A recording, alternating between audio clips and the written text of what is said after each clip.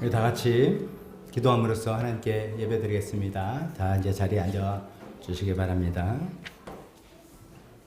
자, 우리 어린아이들 자리에 앉으시고요. 기도하겠습니다. 주님, 주님께 의지하는 사람들은 늘 한결같은 마음을 가진 사람들이니 그들에게 평화의 평화를 더하여 주시기를 바랍니다.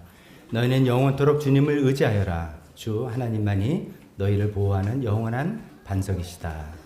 하나님 아버지, 그렇습니다. 오늘 우리 하나님께 예배하러 나오면서 우리 한결같이 주님만을 향하는 마음으로 나왔습니다. 심지가 굳은 마음으로 주님을 믿고 의지하겠다고 결단하며 나왔습니다. 그런 자들에게 평화의 평화를 더해 주신다고 약속하오니 그것을 스망하며 소망합니다. 하나님 아버지, 오늘 저희가 함께 모여서 예배드리는 이 시간에 주님을 높여 찬양하며 주님을 다시 한번 신뢰하며 살겠다고 고백하며 드리는 예배 주님께서 받아 주옵소서. 예수님의 이름으로 기도했습니다. 아멘. 우리 자녀들 축복하는 시간입니다. 앞으로 다 나와주세요.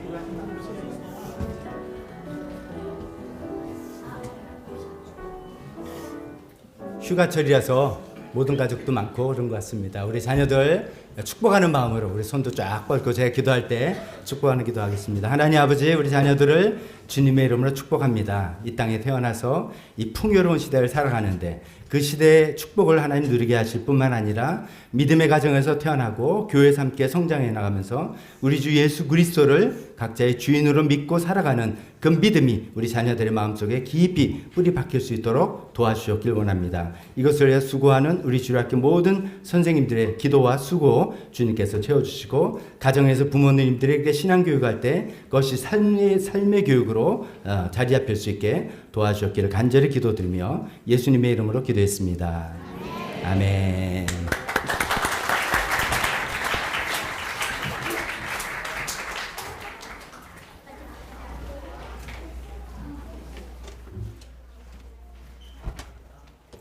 찬양하겠습니다. 다 같이 일어서서 우리 찬양할 때 오늘 이제 두 곡만 찬양하겠습니다. 순서들이 있어서 예배 시간이 너무 늦어지기도 하고 그래서 두 곡을 찬양할 때 두 곡이지만 뜨겁게 찬양할 텐데 우리 첫 곡은 예수 열방의 소망. 열방의 소망, 딴 사람만이 아니라 우리 각자의 소망이고 우리 교회의 소망이고 우리 가정의 소망이다. 이런 마음을 다 담아서 찬송 부를 때 주님께서 영광 받으시라 믿습니다.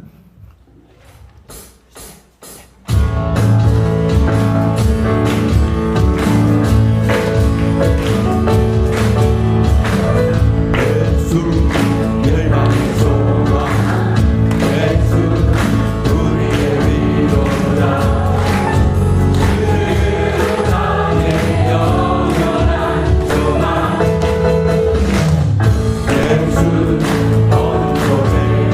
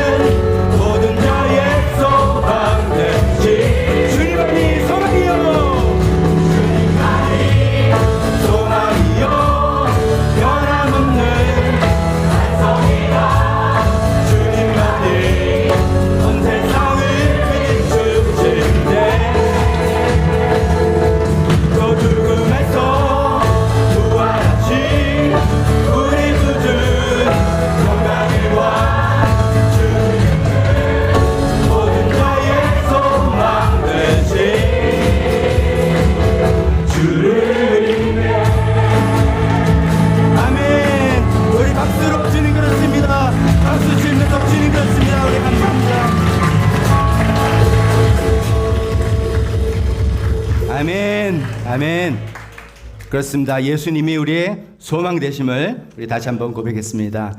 마지막 곡 더 드릴 거는 우리 기도송으로 찬양합시다. 우리 지난주에 박상원 목사님 나와서 우리의 기본 자세, 신앙의 기본 자세가 정말 주님 앞에 통회하고 상하고 통회하는 심령, 회개하는 심령 이런 말씀하셨습니다. 그걸 달리 표현한다면 나는 아무것도 아닙니다. 내가 정말 하나님이 없으면 아무것도 아닙니다. 주님의 사랑이 없으면, 주님의 지혜가 없으면, 주님의 능력이 없으면, 주님의 생명이 없으면 나는 아무것도 아닙니다. 그래서 내가 예수님이 내 안에 사십니다. 이런 고백을 우리 지난주 설교 말씀과 함께 이 찬양에 다 담아서 우리가 기도하는 시간 뜨겁게 없고 짧은 시간이지만 기도하는 마음으로 이 찬송 주님께 드리면 좋겠습니다. 처음에는 솔로로 할 때 들으면서 또 익히시면서 찬양 같이 이어하면 좋겠습니다.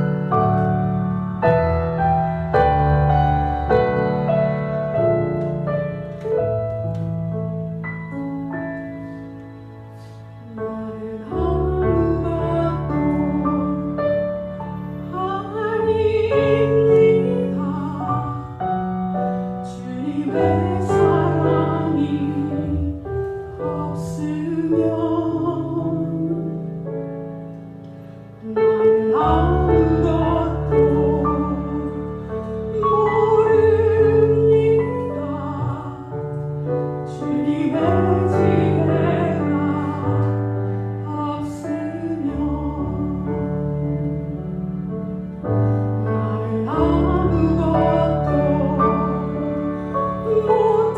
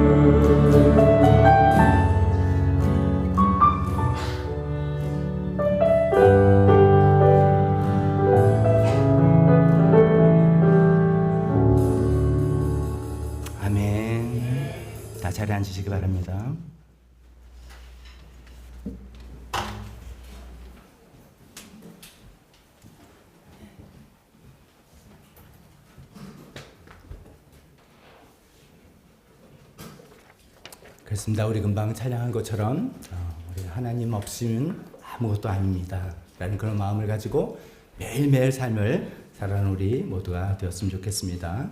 오늘 주보를 보면서 교회 소식 함께 나누겠습니다. 제 마음에 지금 걱정이 생겼습니다.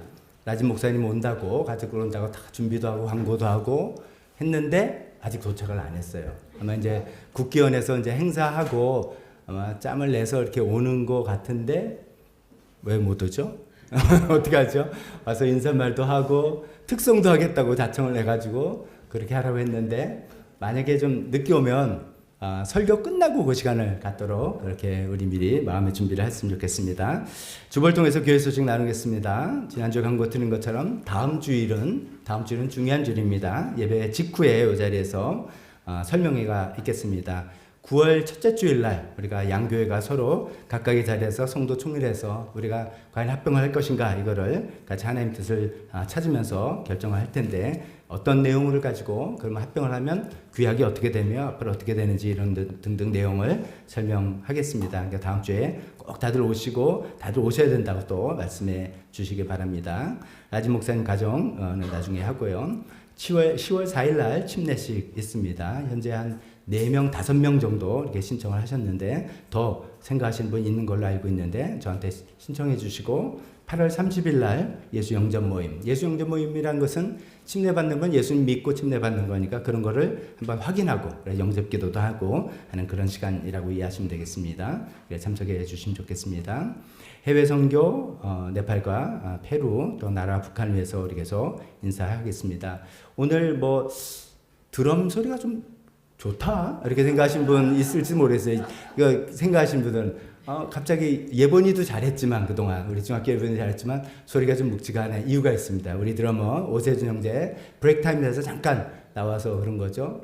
뭐 또 어디 갔는지 모르겠어요. 화장실 갔나 봐요. 이렇게 저 뒤에 좋습니다. 환영합니다. 잘 왔습니다. 그리고 우리 사랑하는 교회는 오늘 집사님들 모임 있다고 광고드렸습니다. 1시 반에 예배실에서 모이도록 하겠습니다. 이어서 대표 기도와 헌금 시간, 봉헌 기도하고 그 다음에 간증도 이어져 있습니다. 대표 기도입니다.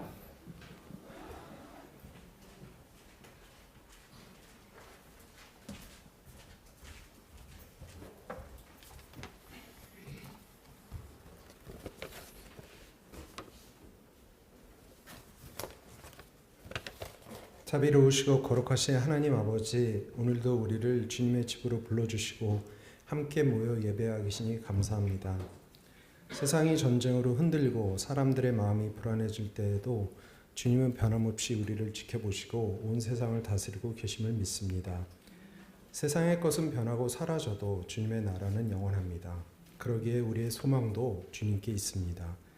지난 한 주간도 우리의 힘만으로 살아온 것이 아니라 주님의 은혜로 살아왔음을 고백합니다. 우리의 가정을 지켜주시고 우리의 일터를 지켜주시고 오늘 다시 예배의 자리로 불러주셔서 감사합니다. 부족하고 넘어질 때에도 우리를 포기하지 않으시고 다시 주님께 돌아와 계신 사랑에 감사합니다. 하나님, 지난주 박상훈 목사님을 통해 주신 말씀을 기억합니다. 주님께서 원하시는 신앙인의 기본 자세는 겉으로 보이는 모습이 아니라 죄를 깨닫고 주님께 돌아오는 마음임을 배웠습니다. 하지만 우리는 다른 사람의 잘못은 쉽게 보면서 내 잘못은 잘 보지 못했습니다. 다른 사람을 판단하면서 내 마음은 돌아보지 못했습니다. 돌아가야 할 때 돌아가지 못했고 회개해야 할 때 회개하지 못했습니다.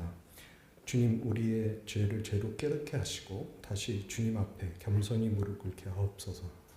우리의 예배가 형식으로 끝나지 않게 하시고 상한 마음과 통회하는 심령으로 돌아가게 하옵소서. 주님, 이제 사랑하는 교회와 가까운 교회가 하나 되는 시간이 가까이 다가오고 있습니다. 오늘 예배 후 있을 귀학개정 집사 모임과 9월 6일 합병을 위한 성도총회에도 함께하여 주옵소서. 우리의 생각보다 주님의 뜻이 앞서게 하시고 우리의 계획보다 주님의 길을 따라가게 하옵소서. 두 교회가 이름과 조직만 하나 되는 것이 아니라 서로 다른 길을 걸어온 사람들이 한 주님을 바라보며 한 길을 걷게 하옵소서. 그리고 이 하나됨이 우리의 자녀와 청년들을 위한 새로운 시작이 되게 하옵소서.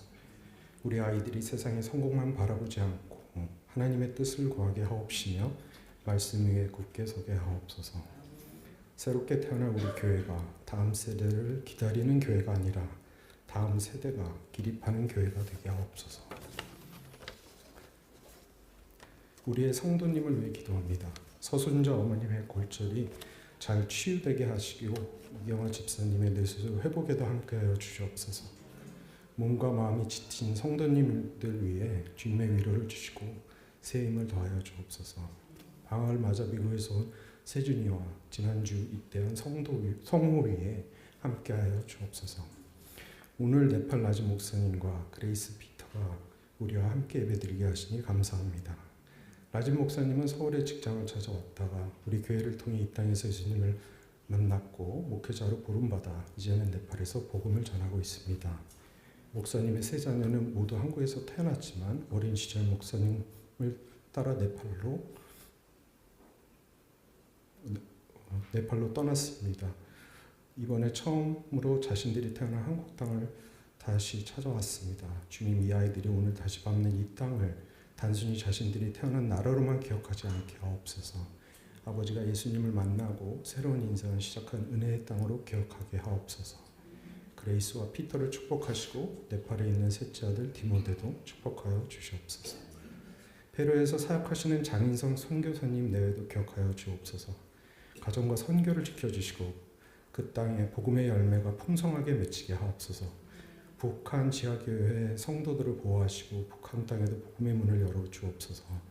하늘꿈 학교를 통해 탈북민들이 새로운 삶을 잘 살아가게 하시고 평화롭고 복음으로 하나 되는 한반도를 주님의 뜻 가운데 이루게 하옵소서. 이 시간 말씀을 전하신 이승재 목사님에게 성령의 충만함을 더하여 주옵소서. 오늘 말씀이 우리의 굳은 마음을 깨트리고 상한 마음을 다시 일으키는 생명의 말씀이 되게 하옵소서. 하나님 아버지, 예배를 마치고 세상으로 들어갈 때에 우리의 예배가 여기서 끝나지 않게 하옵소서. 가정에서도 예배하게 하시고 일터에서도 예배하게 하시고 사람을 만나는 자리에서도 주님의 사랑을 전하는 생활 선교사의 소임을 다하게 하옵소서. 오늘 받은 사랑을 다시 누군가에 나누게 하시고 오늘 받은 용서를 다시 누군가에게 베풀게 하시며 오늘 받은 은혜로 지친 누군가를 일으켜 세우게 하옵소서. 주님, 우리가 드린 기도가 우리의 삶이 되게 하옵시고 우리의 삶이 다시 주님께 드리는 기도가 되게 하옵소서. 끝까지 우리를 포기하지 않으시는 예수 그리스도의 이름으로 기도합니다.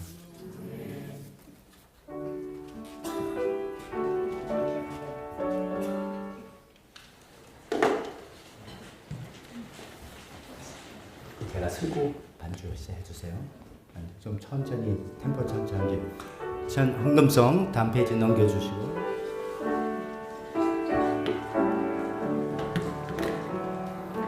내게 있는 모든 것을 아낌없이 바치네.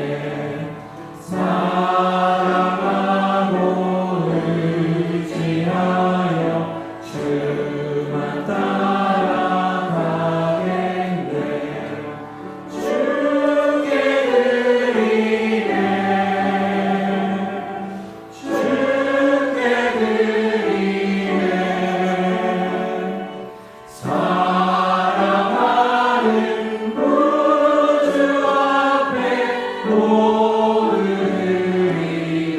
사랑하는 구주 앞에 사랑하는 구주 앞에 모든 의미네. 봉헌 기도하겠습니다. 하나님, 주님 이런 마음을 가지고 주님께 드립니다. 우리 모든 것을 주님께로부터 받았기에 모든 것을 주님께로 드린다는 심정입니다. 하나님, 우리 일상을 주님께서 책임져 주시고 인도해 주시고 하나님 이 물질 하나님 나라를 위해서 아름답게 사용하게 도와주옵소서. 예수님 이름으로 기도했습니다. 간증으로 이어지겠습니다.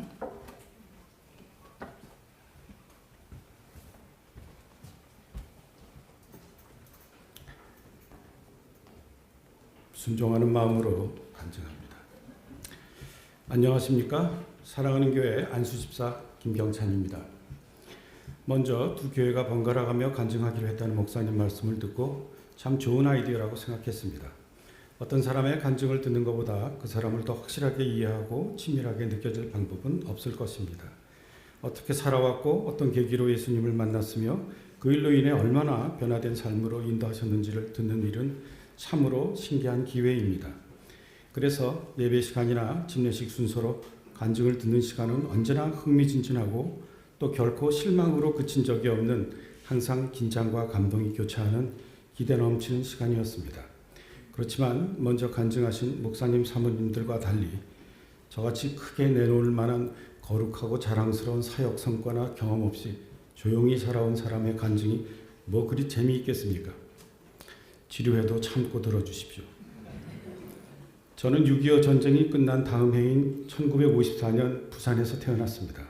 아마 당시 전 세계에서 가장 가난했던 나라에서 딸만 셋을 낳아 아들이 꼭 필요했던 집안의 넷째이자 장남으로 태어난 거죠.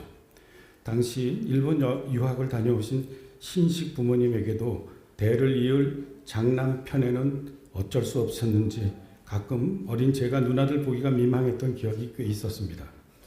과보호에 가까운 환경을 벗어나고자 중고교 시절에는 여러 가지 운동을 많이 하며 덕분에 많은 친구들을 사귀기도 했습니다. 대학 졸업 후 방위산업체를 다니며 조금 이른 나이에 결혼했습니다. 그러나 결혼 한 달도 안 되어 저희 결혼은 잘못된 선택이었음을 알게 되었습니다. 그 당시만 해도 제 주위에 이혼한 사람은 별로 없었을 뿐만 아니라 부모님의 만류에도 제가 고집하여 강행한 결혼이었기에 더더욱 할 수 있는 일이 아무것도 없었으며 이혼은 입 밖에도 낼 수 없는 상황이었습니다. 아무에게도 저만의 불행을 얘기할 수 없었고 나 자신의 의지와 힘으로 그 시간을 견뎌야 했던 그 당시가 제 인생에 가장 힘들었을 시절이었을 것입니다. 저희 잘못된 선택으로 망가진 결선 과정에서 두 아들을 키우며 사업을 해나가는 것은 쉽지 않았습니다. 현재 식품 향료 사업을 하고 있는 저희 회사는 올해로 40주년이 되었습니다만 당시 일본과의 사업 문제로 일본어가 필요했던 저는 어느 날 회사 근처의 학원에 찾아가 무조건 고급반에 넣어달라고 우겨서 한 교실에 들어갔습니다. 선생님과 얘기를 나눈 중 두 여학생이 들어왔습니다. 선생님은 두 학생 다 일어 부전공자라서 꽤나 능숙한 실력자들이라고 소개시켜 주었고 그중 안경을 쓴 밝은 표정의 여학생이 훗날 결혼하여 저와 두 아들을 키워주었습니다. 이 여학생은 자주 제게 교회에 나가보라고 권했는데 어느 때가 되자 만나는 사람마다 똑같이 교회 나가보라고 얘기를 하는 겁니다. 제 주위에 교회 다니는 친구들이 좀 있었지만 제겐 별로였습니다. 말도 많고 언제나 가르치려 드는 예수쟁이들이 저와 맞지 않았으며 솔직히 재수 없었습니다. 그런데 나중에는 거래처 사장님이 자기가 나가는 광림교회에 꼭 와보라고 하며 할 수 없이 가보았습니다. 저는 꽉 찬 예배당의 모습에 정말 깜짝 놀랐습니다. 아니 세상에 정신 나간 사람이 이렇게 많다니. 이 황금 같은 휴일에 이런 데서 이해할 수가 없었습니다. 믿을 수가 없었습니다. 이 일로 저는 그들이 그렇게 떠들어대는 성경을 읽어보자 얼마나 황당한 헛소리가 쓰여 있는지 낱낱이 캐어보리라 생각했습니다. 성경을 읽기 시작하자 곧 이 책은 사람이 쓴 책이 아님을 금방 알 수 있었습니다. 쉬운 내용이 아니었지만 매일 하루 종일 성경을 읽었습니다. 그냥 대충 읽을 수도 없었고 그래서도 안 된다고 생각하며 아무 일도 안 하고 열심히 성경만 읽은 끝에 20일 만에 다 읽었습니다. 그런데 정말 황당했던 건 그렇게 열심히 읽었는데 머릿속에 떠오른 건 이게 뭐지? 이게 무슨 뜻인가 하는 의문뿐이었습니다. 고민 끝에 할 수 없이 기독교와 성경에 관한 책자들을 골라 약 6개월 정도 읽으며 눈에 붙어있던 비늘들이 점점 떨어져 나갔습니다. 성경에 이해할 수 없는 부분을 압축해보니 하나님의 아들이란 사람이 2000년 전에 이 세상에 와서 사람들의 죄를 대신 짊어지고 십자가 위에서 죽었다. 그리고 사흘 만에 다시 살아났는데 이것을 믿음으로 구원에 이른다는 얘기였습니다. 몇 날 며칠 이 생각이 떠나지 않았습니다. 어느 날 잠수교 위를 달리던 중 갑자기 생각이 또렷하게 정리되었습니다. 이런 말도 안 되는 거짓말이 실제로 일어나지 않는 이야기였다면 1년도 안 돼서 이 이야기는 없어졌을 것. 그런데 이 거짓말 같은 얘기를 2000년이나 지난 지금 내가 이 황당한 얘기를 사실일까 아닐까를 고민하고 있다면 이건 정말 실제로 일어났던 역사적 사실이 아니고는 설명할 수 없는 것이라는 결론에 도달했습니다. 곧 뜨거운 눈물이 샘처럼 솟구쳤습니다.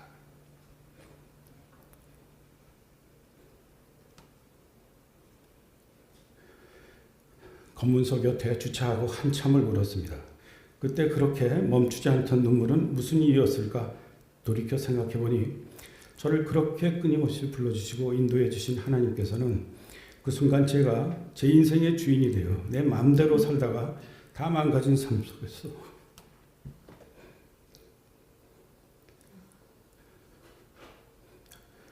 하나님의 존재 자체를 부인하며 성경에 쓰여 있는 예수님을 애써 외면하려 했던 저희 죄인된 모습을 보게 하셨습니다. 더 이상 버틸 수 없는 벼랑 끝에 몰려서야 눈물로 회개하며 용서를 빌었던 것입니다. 이렇게 십자가와 예수님이 역사적 사실로 받아들여지고 나 자신이 죄인임을 알게 된 저는 그 주일부터 집 앞에 소망교회에 다니기 시작했습니다. 그때부터 저는 주위 친구들에게 갑자기 전혀 다른 사람이 되었다고 딴 사람 같다는 얘기를 많이 듣게 되었습니다. 실제로도 이 무렵 많은 사실을 깨달아 알게 되었습니다. 자신의 죄인됨을 깨닫지 않고 자신을 부인하기는 정말 어려운 일이며 자신을 부인하지 않고는 믿음의 성장은 물론 불가능한 것이고 믿음 없이 말씀을 따를 수는 없는 것이기에 내가 믿는 모든 믿음은 다 하나님의 선물이며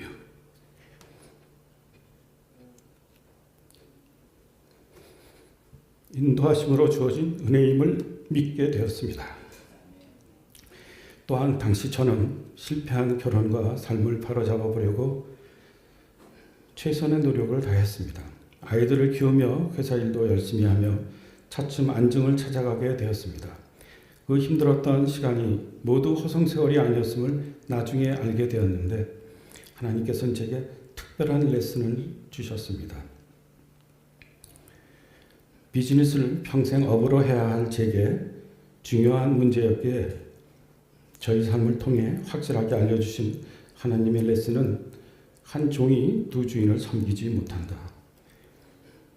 너희는 하나님과 재물을 함께 섬길 수 없다. 누가복음 16절 말씀. 제가 무슨 신통한 능력으로 이런 오묘한 하나님의 진리를 내 스스로 깨우칠 수 있었겠습니까? 그러나 설명할 수 없는 하나님의 은혜로 이 말씀을 좌우명으로 붙들고 살게 하셨습니다. 돈으로 살 수 없는 소중한 것이 얼마나 많은지도 알게 하셨습니다. 이것은 제 삶에 커다란 변화를 만들었습니다. 저는 성장과 확장으로만 치닫던 회사의 사업 방침을 제가 감당할 만큼의 회사 규모를 유지하는 방향으로 전환하였습니다. 색소, 조미 등의 사업 확장을 취소하였고 식품 향료만으로 한정하였습니다. 매출에 도움이 되는 영업이라도 저희 신앙적 양심에 맞지 않는 일은 확실하게 제한하였습니다. 수입이 보장되던 여성용 소주형 개발 요청을 거절하는 것이나 할랄 인증 요청 거절, 술 대접을 금지하는 영업방침 발표 등으로 한때 큰 금전적 손해와 어려움을 겪기도 했지만 결국 이런 사실 자체가 회사의 캐릭터로 인식되어 더 믿을 수 있는 회사라는 평판으로 이어졌기에 올해 40주년을 맞게 되었다고 생각합니다. 제게 주신 특별한 경제관념과 레슨이 없었다면 저는 조금 더 부자가 되었을지는 몰라도 제게 사랑하는 교회와 드림 목장은 아마 없었을 것입니다. 2000년 가을 12년을 주일 예배만에 썬데이 크리스찬으로 살며 누구나 이렇게 신앙생활을 하는 거라 믿고 있던 제게 가까운 친구가 성경 공부를 같이 해보자고 권했습니다. 그렇게 해서 마침 한국의 BBC 강남 채플을 창립하러 귀국하신 박덕주 목사님과 만나게 됩니다. 처음 박덕주 목사님을 만난 날 저는 결심했습니다. 저렇게 영혼이 맑은 목사님이라면 허리띠를 붙잡고 평생 함께 하리라고 말입니다. 그래서 지금까지 그렇게 해오고 있습니다. 제가 가끔 박덕주 목사님을 대충 믿는 사람을 제대로 믿는 크리스찬으로 만드는 은사를 가지신 분이라고 소개합니다. 만 25년을 곁에서 보아온 저의 의견이자 제게도 똑같이 작용했었기에 자신 있게 말씀드리는 것입니다. 2001년 2월 창립 예배 때부터 지금까지 셀 리더로 건축위원장, 목자, 재정부장, 안수집사를 해오고 있습니다. 2008년 도곡동 허름한 상가 건물 3층을 빌려 쓰고 있었는데 욕심 많은 건물주의 터무니없는 월세 인상 통보에 성도총회를 통해 이전을 결정하였습니다. 3년간의 생적인 헌금으로 시드머니를 모으고 대출도 일으켜 우리의 교회 건물을 소유하기로 했고 출장을 다녀오니 저는 건축위원장이 되어 있었습니다. 3년간의 헌금으로 제 예상을 넘는 20억 원의 건축 헌금이 모아졌고 기적 같은 하나님의 인도로 이곳을 성공적으로 매입하고 공사도 계획대로 완료하여 2011년 2월 이전하였고 3년간의 거치 기간 후 2014년부터 12년에 걸쳐 20억 수협 융자금의 상환이 시작되었습니다. 5월 30일과 11월 30일 연 2회에 걸쳐 2015년까지 20억 원의 상환을 완료하는 내용이었습니다.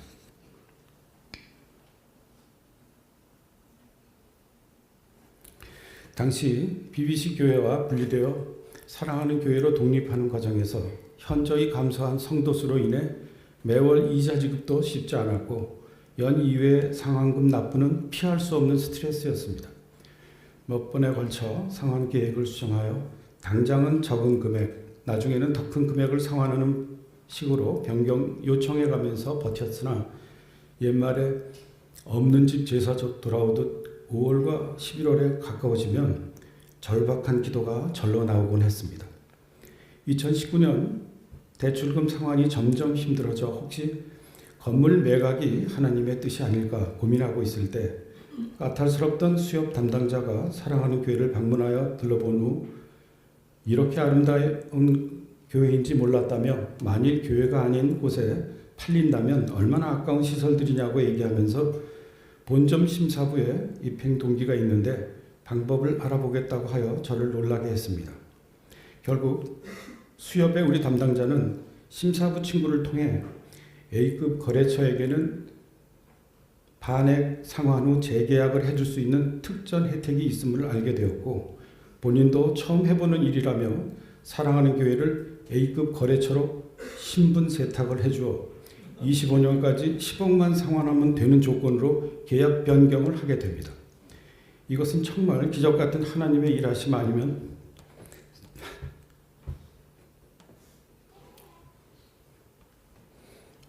설명할 길이 없는 특별한 일이었습니다. 그러나 아무리 신분 세탁으로 계약 변경된 조건이라고 하여도 10억 원 상환의 마지막 해였던 작년 25년의 상환금은 2억 4천만 원이었습니다. 사랑하는 교회는 또 한 번의 기적이 필요했습니다. 그리고 저희는 또 한 번의 기적 같은 기도응답을 경험하였습니다. 창립 이후 가장 큰 두 번의 절기헌금, 즉 4월의 부활절 헌금과 11월 추수감사헌금이 모아져 재계약의 조건이 채워지게 된 것이었습니다.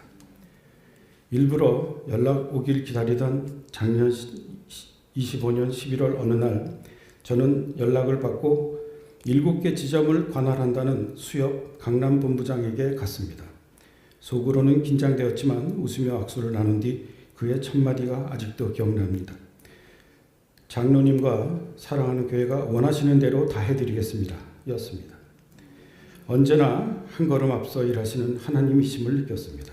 그리고 정말 힘들고 어려워도 신음소리를 참아가며 견뎌내어 마침내 행복을 받아낸 것 같은 뜨거운 무엇인가가 가슴속에서 느껴졌습니다. 이렇게 우리는 해내고 우리가 원하는 조건으로 재계약을 마치게 되었습니다. 참 재미있으신 하나님이십니다.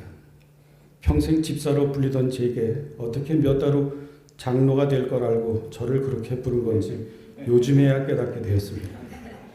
이 재계약으로 앞으로 남은 10억 원을 12년 분할 상환하는 조건으로 필요시 재연장도 가능하게 되었습니다.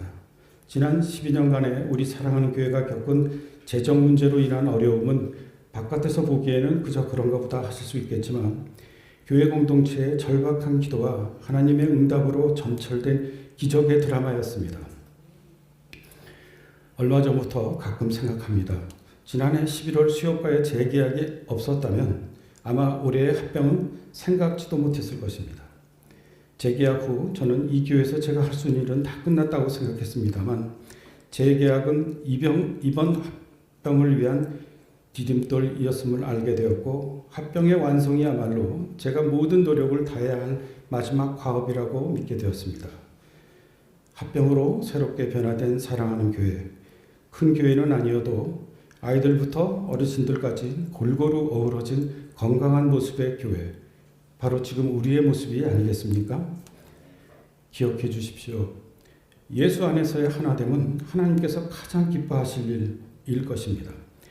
서울 강남의 비싼 집값과 비싼 생활비로 인해 젊은 3040 세대의 공백을 고민하는 교회와 예배와 교제를 위한 안정적 공간이 절실하게 필요한 두 교회의 합병은 누가 봐도 신묘막측 하나님의 인도하심입니다. 그러나 저는 이 합병으로 두 교회가 서로의 결핍을 채우고 해소하는 물리적 해결뿐만 아니라 하나님께서는 그보다 더 큰 그 이상의 것을 기대하고 계실지도 모른다 생각합니다. 새롭게 변화된 모습으로 다시 출발하는 사랑하는 교회 공동체의 모든 지체들이 진정으로 서로 뜨겁게 사랑하는 교회가 될 때 우리는 하나님의 기대에 조금 더 가까운 교회가 될 수 있음을 믿기 때문입니다. 마지막으로 저는 여러분과 함께 앞으로 합병을 마무리하기 위해 또 안착을 위해 최선을 다할 것이며 그날을 위해 매일 기도하겠습니다. 감사합니다.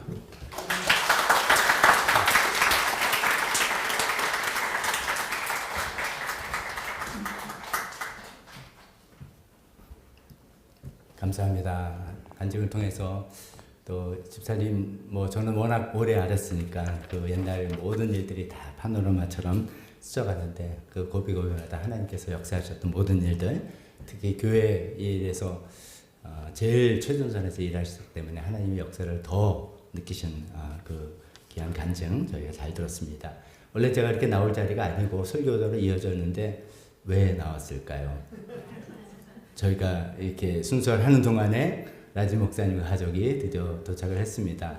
먼저 잠깐 소개하고 그다음에 앞에 나오세요. 앞으로 나오세요. 그 말을 하면 길어질까봐 제가 목회자 칼럼에다가 각각 교회 성도들 소개를 위해서 칼럼을 써서 우리가 이제 어떤 분인지 우리가 어떤 관계인지를 말씀드렸습니다. 그냥 우리 교회가 이제 후원하는 어떤 선교사가 아니라 우리 교회 식구였죠. 우리 교회 10년 이상 우리가 함께 형제자매로 살다가 우리가 이제 이들을 파송을 하고 이렇게 보냈던 것입니다. 그 이제 태권도 대회 참석차 머리를 잘 써가지고 그걸로 비자를 받아가지고 드디어 오게 됐는데요. 사진 몇 개 보여드리려고 합니다. 요 뒤로 가서 이렇게. 2005년도에 라지 목사님이 우리 교회에서 침례받던 모습입니다.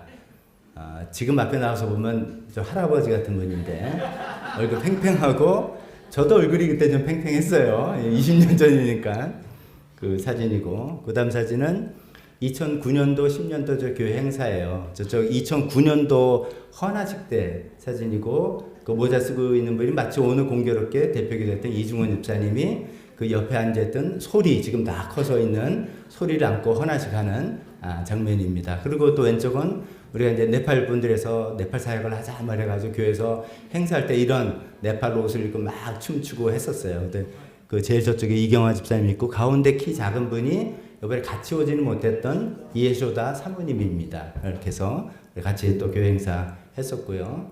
그래서 2010년도에 이 과정을 이제 자세한 내용 칼럼 읽어보시고요. 네팔로 파송해서 신학교를 잘 마치고 목사 안수를 받고 하는 그날입니다.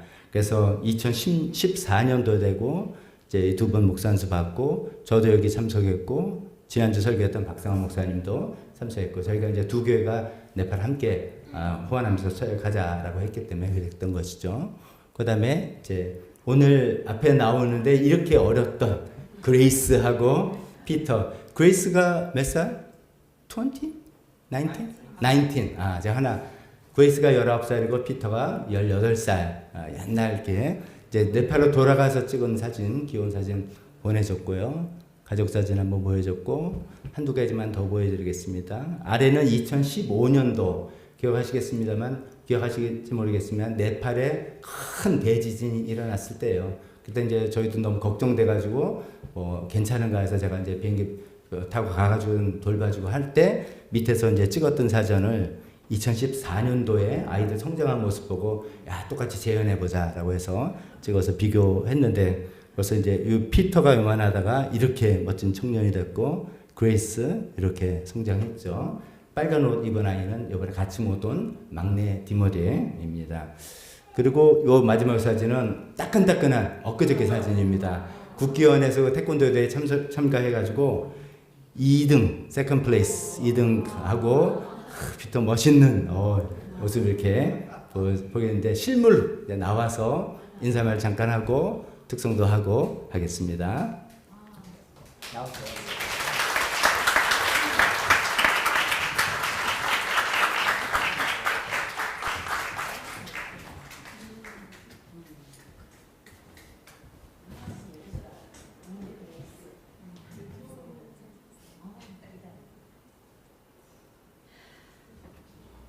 할렐루야. 저희 교회 나오면요 내가 눈물 나요. 왜냐면 옛날에 제가 여기서 태어났고 여기서 영적이 자라났고 또 이 하나님이 만난 그 아름다운 그 계획이 저 마음속에 있어서 너무 눈물 나요. 맞아. 부족한 저 같은 죄인 하나님께서 부르시고 또 주님께서 한창 돌봐주시고 또 목사님 여러분 통해서 참 지금으로 네팔 가서 또 하나님 앞에 설 수 있는 제가 되는 것이 모든 것이 여러분 통했습니다.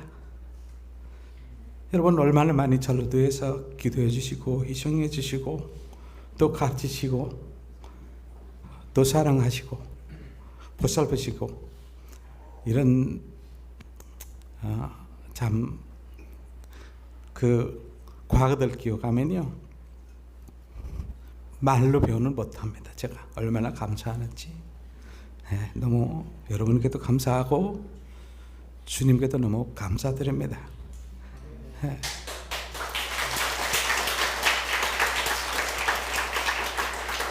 사실 목사님, 사모님도 가보신 몇 분들도 계시지만 네팔 안 가보신 분들도 많이 계시니까 기대가 돼요. 네. 왜냐하면 앞으로 우리가 함께 해야 될 일이기 때문에 기대가 됩니다. 우리 부탁이 있습니다. 사실대로 얘기하면 저는 이렇게 생각합니다. 우리가 만나면 사랑하고 모이면 기도하고 흩어지면 복음 전하고 저희들 그렇게 됐으면 좋겠습니다. 그 성령님이 바람 부르면요 그럴 수밖에 없더라고요. 저는 그 미만 한 1.5%밖에 안 된 그 네팔 그 사역 속에서 제가 이게 사역 가보니까 핍박도 많고 어려움도 많은데 근데 그 안에 즐거움이 있습니다. 그 하나님께서 성령님께서 인도하신 즐거움이 있어서 그 참 말로 표현할 수 없는 기쁨이 느낍니다. 그래서 네팔에서 작은 교회 시티 미션 교회라고 작은 교회 저희가 하나님께서 맡겨서 돌보고 있고요. 그래서 애들이 아까 사진 보였는데 애들이 하나님께서 잘 키워줬습니다. 잘 지도하고 사역도 열심히 하고 돌보고 공부도 열심히 하고요. 과외도 우리가 보내지 않고 잘해요, 애들이. 그래서 그래서 그것이 마지막으로 아빠로 볼 때는 감사한 일이 있더라고요. 애들이 잘해보니까 이 신앙생활 잘해보니까 저는 신앙생활 안 하면요, 애들이 신앙생활하면 제가 사회 갈 수 있나요? 네. 그래서 너무 감사하고 이 자리에 이렇게 함께 하신 하나님께 또 감사하고 참 너무 감사드립니다. 고맙습니다. 그레이스, 피터 그레이스와 그레이스는 조금 한국말 좀 해요. 한국말 대화하실 때 하시고. 한국말로 인사해봐. 그레이스. 네, 여러분 안녕하세요.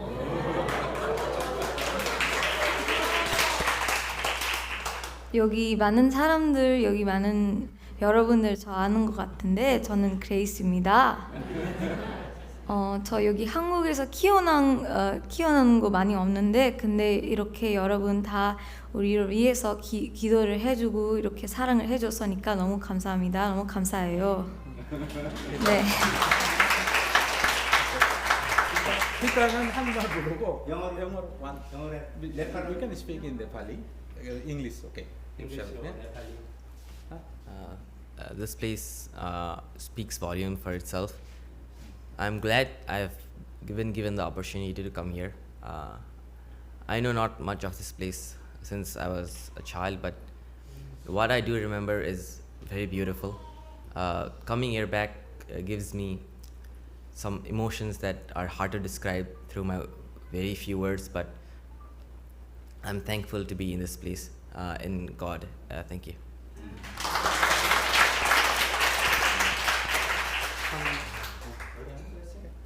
네, 찬양 하나. 그레이스가 할 거예요. 그래서 you can 기타? guitar. She play the guitar. Answer. Send. 그레이스 대 우베르 가라.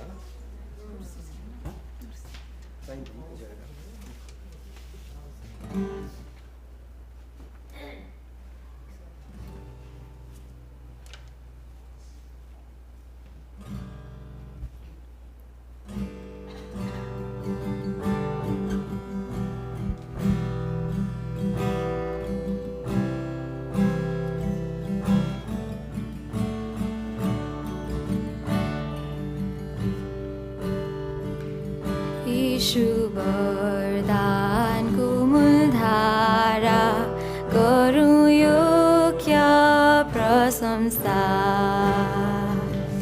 दयाको लगातार बगिरहेछ ममा स्तुति गर्न दिनुस् मलाई स्वर्गदूतले गरे झैं प्रभु क्रिस्टको प्रेम र भलाई छ गाध पार्छ झैं यतिन्जेल मेरो उद्धारक तपाईँ हुनुभयो आफै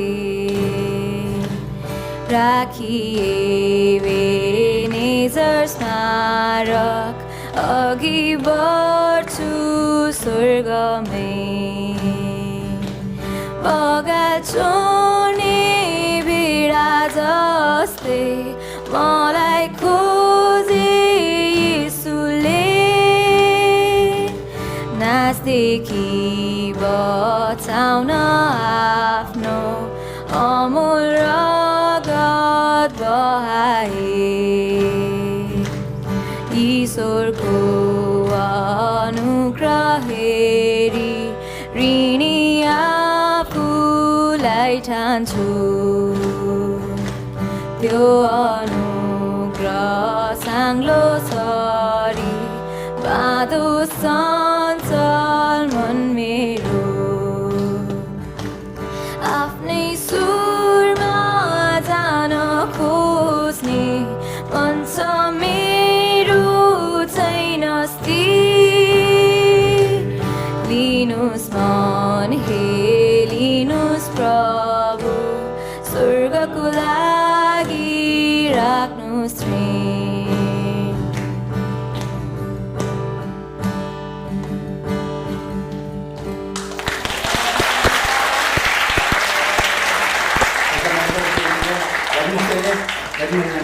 우리 이 가정을 위해서 축복기도 한번 하겠습니다.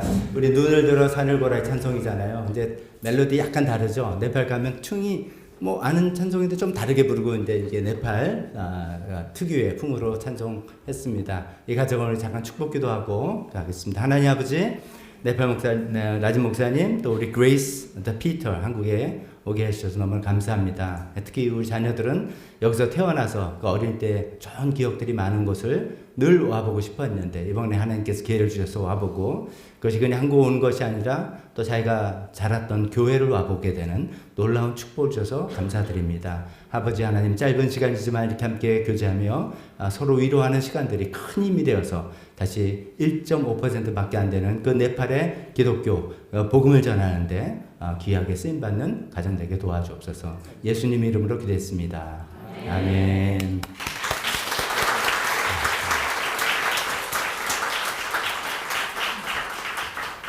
너무 좋은 시간인데 제가 이승재 목사님께 계속 미안해요. 지난주도 게스트걸, 또 이 박사원 목사님 설교를 또 왜 이렇게 오래 했어요? 지난주 예배 끝나고 보니까 1시더라고요. 야, 근데 이제 자기도 마지막이니까 나올 한것 같은데, 근데 오늘도 뭐 또 짧게 얘기할 줄 알았더니 또 뭐 자기도 얼마나 감격되니까 얘기했겠어요. 근데 저는 이제 이런 생각이 들었습니다. 하나님 앞에 드린 예배는 우리가 찬양하면서 눈시울 짓고 간증하면서 하나님 은혜에 눈시울 흘리고 또 이렇게 서로 만나서 반가우면서 눈시울 흘리고 정말 이런 거 아니겠습니까? 그냥 뭐 딱 순서 딱 해서 아멘 딱 깔끔하게 끝나는 게 아니라 거기 하나님께서 우리 마음을 움직이는 성령의 역사를 우리가 경험하는 그런 시간이 정말 하나님께서 받으신 예배를 할 텐데 이제 설교를 통해서 그런 감동을 받을 시간이 됐습니다. 나와주시기 바랍니다. 예, 말씀 나름대로 바로 그냥 축도하고 맞췄으면 좋겠는데 그래도 말씀도 들어야 되겠죠. 예, 그래서 오늘 좀 이렇게 약간 긴장감 있게 말씀 증거하도록 하겠습니다. 먼저 이제 간증을 들으면서 저는 이제 일부 시간대도 듣고 또 들었는데 들을 때마다 눈물이 너무 나서 정말 이제 감격스러웠고요. 이렇게 두 번 그 집사님 간증을 들으면서 건물을 이렇게 쓱 보면서 전구 하나, 이렇게 의자 하나. 이게 다 기도와 눈물로 됐다는 것을 깨닫고 너무 감격스러운 시간이었습니다. 저 오늘 설교 제목은요, 내가 사랑하는 교회입니다. 그래서 오늘 사도행전 2장은 43절 47절 말씀인데 사실은 사도행전 2장 전체에 나타난 하나님의 그 교회에 대한 꿈을 좀 나누도록 하겠습니다. 오늘 성경을 좀 여러 번 읽을 겁니다. 자, 43절서부터 47절까지 홀수절은 형제님들이, 짝수는 자매님들이, 47절은 다 같이 읽도록 하겠습니다. 형제부터 읽겠습니다. 시작. 모든 사람이 두려운 마음이 생겼다. 사도들을 통하여 놀라운 일과 표징이 많이 일어났던 것이다. 믿는 사람은 모두 함께 지내며 모든 것을 공동으로 소유하였다. 그들은 재산과 소유물을 팔아서 모든 사람에게 필요한 대로 나누어 주었다. 그리고 날마다 한 마음으로 성전에 열심히 모이고 집집이 돌아가면서 마음을 내며 순전한 마음으로 기도의 음식을 먹고 다 같이요. 하나님을 찬양하였다. 그래서 그들은 모든 사람에게 호감을 샀다. 주님께서는 구원받는 한 사람을 날마다 더하여 주셨다. 아멘. 네, 사도행전 2장은 제게 인생 구절 같은 부분이 있습니다. 왜냐하면 저는 이제 좀 비통한 마음이 있습니다. 저는 85년도에 예수님을 만나게 되었는데요. 조금 지나서 이제 대학교 졸업할 때쯤 돼서 계속 들리는 소리가 기독교가 쇠락하고 있다 이러는 거예요. 아니, 이렇게 좋은 예수님을 만나서 계속 예수 믿는 사람이 점점 많아져야 되는데 왜 줄어들지? 이런 이제 고민을 하다가 사역자가 되었는데, 사역자 세미나에 갔더니 여러분들은 참 좋지 않을 때 사역자가 되었습니다. 옛날 때는 이렇게 한강 강변에 천막만 텐트만 쳐놔도 사람들이 모이던 때지만 지금은 교회를 빠져나간 시대의 목사가 되었습니다. 이런 얘기를 듣게 되었습니다. 문제는 이제 95년도에 제가 선교사로 나갈 때 저를 붙들고 한 분은 지금 선교사를 나갈 때가 아니다. 한국 기독교가 지금 계속 쇠락하고 있는데 어디 가서 외국 사람이 복음 전하냐. 한국에 복음 전할 때다. 그래서 저는 예수님을 좀 더 일찍 믿었어야 되는데 제 아내처럼 80세계 복음화대에서도 가보고 그 얼마나 기독교가 뭐 크게 와닿겠어요. 근데 저는 이제 쇠락하는 퇴보 소식부터 들은 게 좀 비통한 마음이 있고요. 작은 교회는 계속 허덕이는 모습을 보게 됩니다. 제 친구들 다 교회를 개척했을 때 나름대로 뜻이 있어서 큰 교회에서 지원받지 않고 상가를 하지 않고 자기 나름대로 교회를 열심히 하고 성경적인 교회를 한다고 하는데 그런 교회는 계속해서 어려움이 있고 큰 교회는 또 주식회사처럼 되는 좀 아픔이 있습니다. 나주에 시골에 내려가고 정말 정성스럽게 목회하는 그 친구는 어느 날 저한테 전화해서 너무 마음의 어려움을 털어놓더라고요. 그 동네 애들이랑 친해져서 이제 주일학교를 시작하고 여름 단교관 하는데 대형 교회에서 버스 2대를 서 애들을 다 싣고 간다는 거예요. 그러니까 같은 교회끼리 이렇게 경쟁할 필요가 없는데 이렇게 작은 교회들은 허덕이고 큰 교회는 대기업화되는 이런 불균형을 보면서 좀 마음이 많이 아팠고요. 저는 그 교회를 이제 그 홍콩에서도 한인교회 가서 전도사로 살았고 필리핀에서도 한인교회 가서 전도사 살면서 이민교회도 선교보고 한국에 와서 큰 교회를 선교보고 했는데 부교육자로. 근데 너무 안타깝게도 저는 그 아름다운 교회를 만나보지 못했습니다. 그게 이제 저의 어떤 비통한 마음인데 그 교회는 어쩔 수 없이 불합리함을 갖고 있죠. 그래도 하나님께서 이 교회를 그냥 두시지 않을 텐데 이런 생각을 많이 가질 때 사역자들끼리 자주 하는 얘기가 있습니다. 그 뭐냐면 초대교회로 돌아가자는 얘기. 초대교회로 돌아가자. 원래 하나님께서 세웠던 초대교회로 돌아가자. 근데 여러분 아시죠? 초대교회가 완벽했을까요? 아닙니다. 초대교회 문제가 많았습니다. 오늘 사도행전 2장에 하나님의 역사로 교회가 생겼는데 5장의 첫 번째 죄가 헌금으로 들어옵니다. 아나니아 삽비라 부부가 헌금하고 죽게 됩니다. 하나님께서 공동체에 아름다운 이 공동체에 죄가 들어오는 것을 용납하지 않았던 모습을 볼 수 있고 바울과 바나바도 중간에 싸우는 사건도 사도행전 보면 일어나기도 하고 처음에 나눴던 고린도 교회 같은 경우는 문제투성의 교회였습니다. 그러니까 초대교회는 완벽하지 않았고 초대교회는 그렇게 본받을 만한 교회처럼 보이지 않았지만 우리가 초대교회로 돌아가자는 얘기는 그 당시에 어떤 문화나 그런 걸 똑같이 하자는 얘기가 아니라 그렇게 불완전했지만 성령께서 계속 붙들어줬던 교회, 성령을 의지했던 교회 그 모습으로 돌아가자는 것이고 그 교회의 모습을 연구해 보면 지금의 모습 속에서 우리가 무엇을 놓치고 있는지 본질을 배울 수 있다는 것이 초대교회로 돌아가자는 이야기로 저는 해석됩니다. 그래서 오늘은 사도행전 2장 전체에 나타나는 부분 속에 인류 최초의 교회 이야기를 잠깐 나누도록 하겠습니다. 다시 말씀드리지만 저는 교회에 대해서 실망이 많고 여기 이제 청년들도 많이 앉아 계시지만 교회 청년들인 입장에서 보면 이제 삐딱한 게 많이 보이죠. 왜 주보 지금은 그런 게 많이 없어졌지만 주보에 왜 사람 헌금한 사람이 왜 이름을 왜 쓰냐? 그게 무슨 자랑거리냐 이런 건데 사실은 한국 교회 역사를 보면은 모든 종교마다 다 헌금하는 게 있어요. 근데 기독교만 헌금의 금액과 이걸 내서 정확하게 처리했던 거죠. 그게 되게 아름답고 좋은 전통이었는데 지금 이제 그런 것들을 오해하기도 하고 청년들이 보면은 이제 이렇게 기성 세대들이 하는 것에 대해서 불만도 많이 느끼고 떠날 수도 있다 생각 들었습니다. 저도 이제 청년이었으니까요. 그래서 그러다가 만났던 사도행전 2장에 이렇게 아름다운 공동체가 인류에 있었다면 이런 공동체를 하면 되지 않겠나 이런 용기를 갖게 되었습니다. 자, 그래서 사도행전 2장 전체에 나타났던 여러 원리를 깨달은 것 여러 가지 중에 좀 추린 거 오늘 좀 나눠보도록 하겠습니다. 첫 번째 원리는 뭐였냐면 교회는 성령의 주대로 탄성한다는 거예요. 교회는 개척하는 것이 아니라 탄생된다는 원리가 가장 큰 원리였습니다. 자, 1절서부터 4절까지 한 목소리로 묵상하면서 읽겠습니다. 시작. 오순절이 되어서 그들은 모두 한 곳에 모여 있었다. 그때 갑자기 하늘에서 세찬 바람이 부는 듯한 소리가 나더니 그들이 앉아있는 온 집안을 가득 채웠다. 그리고 불길이 솟아오를 때 혓바닥처럼 갈라지는 것 같은 혀들이 그들에게 나타나더니 각 사람 위에 내려앉았다. 그들은 모두 성령으로 충만하게 되어 성령이 시키는 대로 각각 방언으로 말하기 시작하였다. 큰 그림에서 보면 두 가지입니다. 사람은 하여서 뭐냐면 주님께 순종해서 모였다는 거예요. 너희도 흩어지지 말고 이제 모여서 기도해. 그래서 그 말에 어떤 일이 일어날지 모르지만 사람은 모여서 순종해서 기도하고 있었는데 교회는 어떻게 생겼냐면 성령께서 하셨습니다.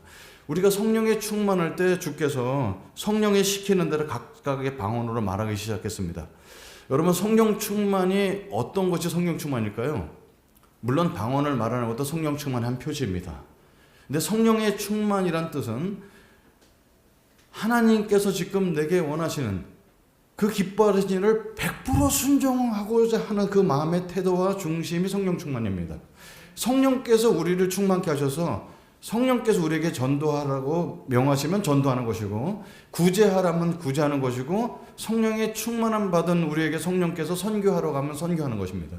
그래서 오늘은 사도행전 2장에는 성령의 충만 받은 사람들이 성령께서 말씀하신 대로 방언을 한 것입니다. 그래서 교회는 사람의 노력으로 생각해서 개척을 한 것이 아니라 인류 최초의 교회는 성령께서 탄생시켰다는 겁니다. 그럼 저는 어쩌다가 교회를 이제 쉬운살에 개척을 해갖고 이렇게 많은 전도사님들이 교회를 개척을 못합니다. 왜 그러냐면 교회를 개척하면 최소한 3억이 필요합니다. 아니, 교회를 개척하는 돈이 왜 필요하지? 그래서 돈은 없이 어떻게 개척할 수 있는 방법이 없을까? 그래서 가정에서나 사무실에서 얼마든지 개척할 수 있다는 걸 하고 싶었습니다. 그래서 성령께서 준비되는 교회를 해갖고 교회 개척이 좀 자리 잡으니까 젊은 목사님들 와서 자기 교회 개척을 눈앞에 두고 있는데 교회 개척 세미나를 해달라고. 그래서 조그만 교회지만 교회 개척 세미나를 여러 번 했습니다. 그 중에 저는 항상 첫 번째 설계했던 포인트는 뭐냐면 교회는 개척하는 것이 아니라 탄생되어야 됩니다. 하나님께서 우리에게 교회를 개척에 대한 마음을 주시고, 그 마음을 주실 때 함께 해주는 사람들이 생기고, 그리고 오늘 읽었던 오늘 집사님의 간증을 통해서 들은 거지만 사람의 방법으로 되지 않는 일들이 일어나면서 이 교회는 주께서 만들어 가시구나, 교회에서 탄생시키고 계시구나 하는 것을 따라가는 것이 목회자의 일이고, 그렇게 교회를 시작해야 중간에 어려움에도 후회 없이 계속 주님을 동행할 수 있다는 가장 첫 번째 포인트입니다. 교회는 성령의 주도로 탄생된다는 것입니다. 두 번째 제가 발견했던 원리는 복음은 각 사람의 언어로 들려야 한다는 뜻입니다. 같이 한번 읽겠습니다. 시작. 예루살렘에는 유대 사람이 각국에서 와서 살고 있었다. 그런데 이런 말소리가 나니 많은 사람이 모여와서 각각 자기네 지방말로 제자들이 말하는 것을 듣고서 어리둥절하였다. 그들은 놀라 신기하게 여기면서 말하였다. 보시오, 말하고 있는 이 사람들은 갈릴리 사람이 아니요, 그런데 우리 모두가 저마다 태어난 지방의 말로 듣고 있으니 어찌 된 일이요. 모두가 저마다 태어난 지방의 말로 들읍니다.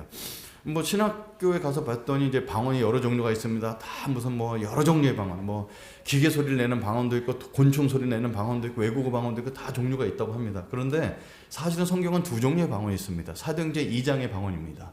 그리고 고린도의 교회의 방언이 있습니다. 사도행전 2장의 방언은 제가 한국말로 하는데 네팔 사람에게 네팔 말로 들리고, 일본 사람이 일본 말로 들리고, 러시아 사람에게 러시아로 말을 들리는, 그래서 바벨탑 사건이 완전히 뒤집어지는 사건이 사도행전 2장의 방언입니다.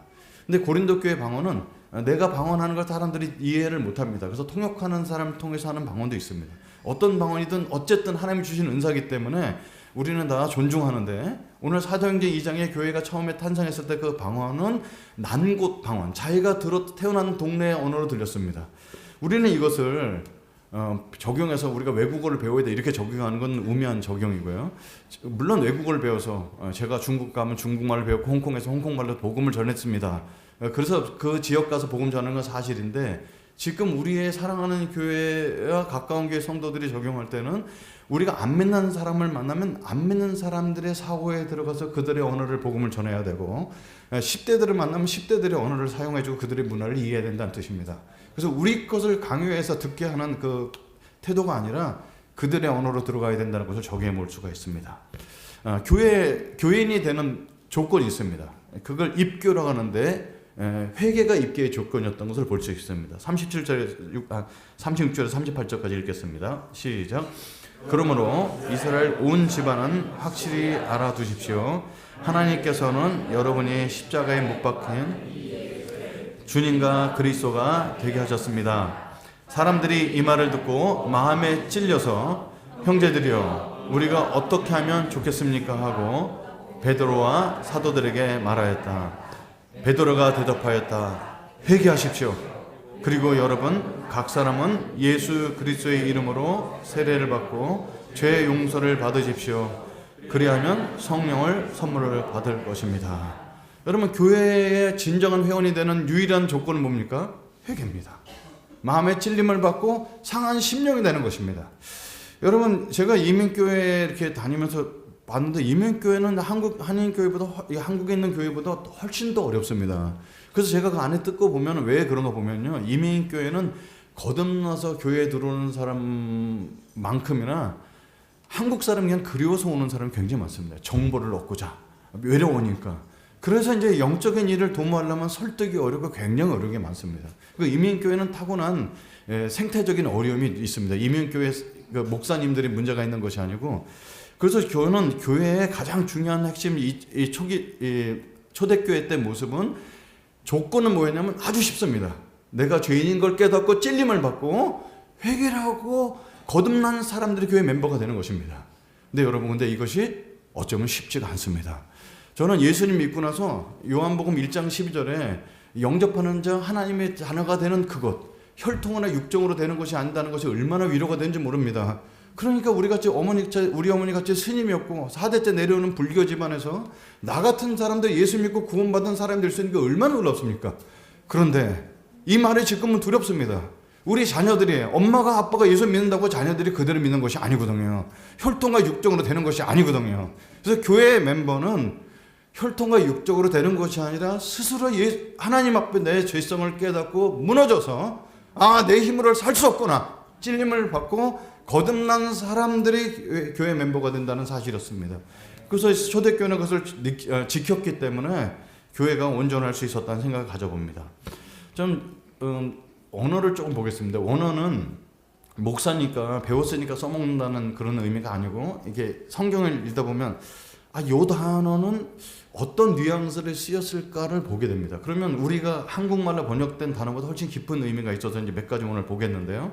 신약 성경에 나타난 찔리다는 단어는 저도 이번에 연구하면서 처음 알았는데 한 번밖에 안 나옵니다. 한 번. 아주 강력한 단어. 찌르다 꿰뚫다는 의미를 생각한 강력한 단어입니다. 그래서 사실은 이렇게 교회에 와서 우리가 오늘 조금 찔렸어요, 이 정도가 아니라 나를 깨부수는 말씀이죠. 쳐부수는 방망이 같은 말씀이에요.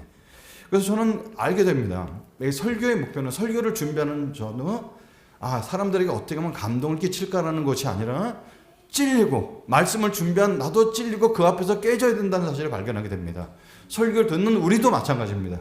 그런데 지금 한국 교회나 보면 큰 교회를 가서 보면 그럴 수밖에 없는 게, 사람들이 너무 여러 종류의 사람이 있으니까 거의 대부분 위로의 말씀, 성공할 수 있는 말씀, 어렵지만 힘내라는 말씀 외에는 그게 한 90% 되는 것 같습니다. 근데 정말로 올바른 설교의 가장 큰 첫 번째 목표가 있다면 우리가 찔림을 받고 예수 그리스도 앞에 엎드리는 것이 가장 위대한 설교라고 저는 생각합니다. 여러분, 우리가 예수님 앞에 찔림을 받는 것은 무엇으로 할까요? 죄를 많이 져서요? 아니요. 믿음이 우리를 십자가 앞에 가게 합니다. 제가 대학교 1학년 때 예수님을 믿었던 상황을 어떻게 저는 교회도 다니지 않았던 사람이 예수님 앞에 엎드릴 수 있을까를 많이 분석을 해봤어요. 왜냐하면 그런 사람들이 내가 복음을 전해야 되는 사람들이니까. 로마서 10장 17절에 믿음은 어디서 나냐면 그리스도의 말씀을 들으면서 납니다. 여러분, 그리스도의 말씀을 듣지 않은 사람은 회개할 수가 없는 존재죠. 그럼 저는 교회도 안 다니고 성경책도 안 읽었던 제가 어떻게 그렇게 그리스도의 말씀, 설교를 듣고 마음의 찔림을 받고 예수님을 믿을 수 있었을까를 돌아봤는데, 보니까 그 CCC 여름 수련회는요, 저같이 믿다는 사람만 따라 모아서 예수의 유일성을 계속 하루에 2번씩 가르칩니다. 예수님 누구인지 계속 성경에 답달리 하고, 전혀 믿음이 들어오지 않는 성경 공부 같았는데 그렇게 흘려듣던 성경 말씀이 마음속에 조금이 남아서, 그게 겨자씨의 100분의 1도 안 되는 아주 작은 믿음이지만 그 믿음을 성령께서 터치를 하셔서 내 성의 심령을 찔러 쪼갰던 것이었습니다. 여러분, 우리가 예수님 앞에 돌아가고 예수님의 십자가 앞에 다시 엎드리는 이유는 우리의 한 성령께서 믿음을 자극하시기 때문에, 그 믿음이 내가 죄인인 것을 고백하게 하고 그 믿음이 내가 죄인 중에 괴수인 것을 깨닫게 한다는 사실입니다. 그래서 초대교회 사람들은 그 여린 믿음이었지만 시작해서 그들이 마음에 찔림을 갖고 교회를 시작하게 되었습니다. 저 오늘 읽었던 본문으로 가까이 왔습니다. 이 교회는 4가지를 전념했던 교회였습니다. 같이 42절 읽겠습니다. 시작.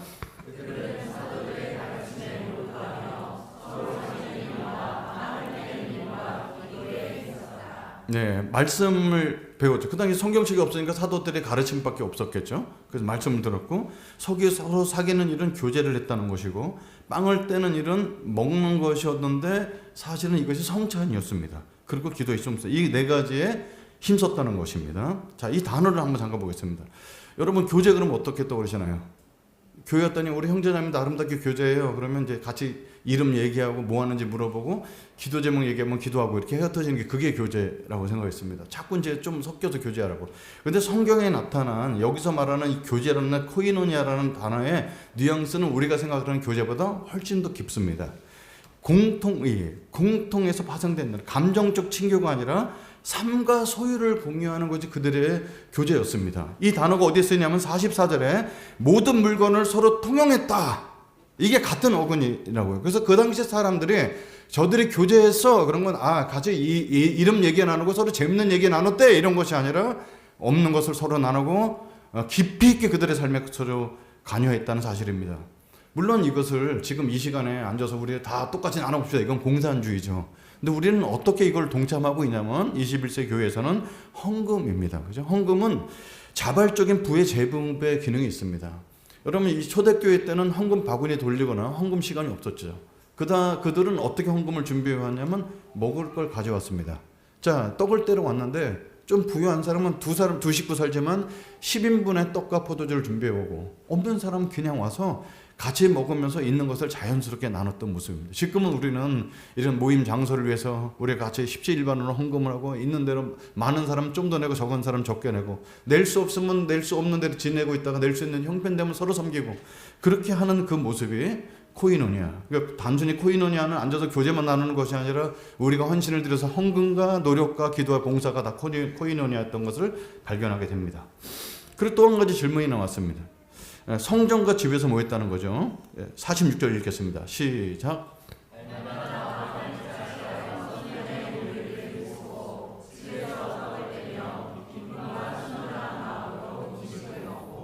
두 군데 장소가 나옵니다. 예수님이 이 땅에 오셔서 십자가에 달려 돌아가셔서 그리고 부활하셨습니다. 그리고 우리는 점점 알게 되죠. 성전은 그 건물이 성전이 아니라 예수 그리스도를 모시고 있는 우리 몸의 성전인 것을 고린도전서 3장 16절을 통해서 알게 됩니다. 근데 왜 성전에서 또 모였을까요? 저는 이게 궁금했습니다. 그죠? 근데 왜 두 군데서 모였을까요? 유대교 배경을 가진 사람들이 기도하기 위해서 전체가 모일 것은 성전밖에 없었습니다. 장소가 그렇잖아요. 그래서 여기에 베드로도 그리고 요한도 제자들도 제9시의 기도 시간에 제3시 기도 시간에 가서 정기적으로 기도해서 사람들이 모여서 함께 기도할 수 있는 장소는 성전밖에 없었으니까 성전을 계속 활용했습니다.